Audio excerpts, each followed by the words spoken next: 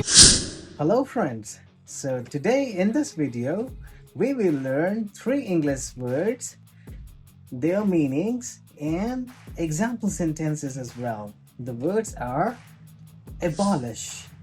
The second one is demolish and the third one is eradicate. Now इन तीनों words का मतलब हिंदी में होता है समाप्त करना या फिर खत्म करना.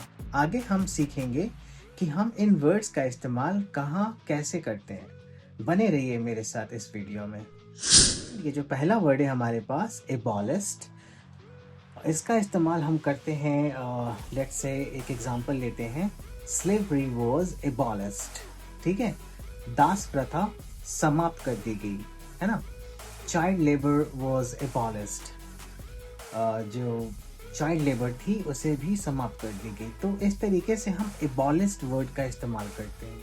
ओके, अब आगे हम सीखेंगे डिमोलिश का इस्तेमाल हम कब और कहाँ करते हैं. अब सीखते हैं डिमोलिश का इस्तेमाल हम सेंटेंस में कहाँ पे करते हैं. तो जैसा कि आपको पता है डिमोलिश का मतलब भी समाप्त करना या गिराना होता है. तो सेंटेंस में हम इसे ऐसे कह सकते हैं कि the government has demolished all the shops in this area. Government ने जितने सारी गैर कानूनी दुकानें थी इस एरिया के अंदर उन सबको गिराने का काम किया है. ठीक है, डिमोलिश. अगला वर्ड है हमारे पास इरेडिकेट. अब हम सीखेंगे कि इस इरेडिकेट का इस्तेमाल हम कहाँ और कैसे करते हैं. ठीक है, अगला वर्ड है हमारे पास इरेडिकेट. ठीक है, इरेडिकेट का मतलब वंस अगेन समाप्त करना, ख़त्म करना, उखाड़ फेंकना.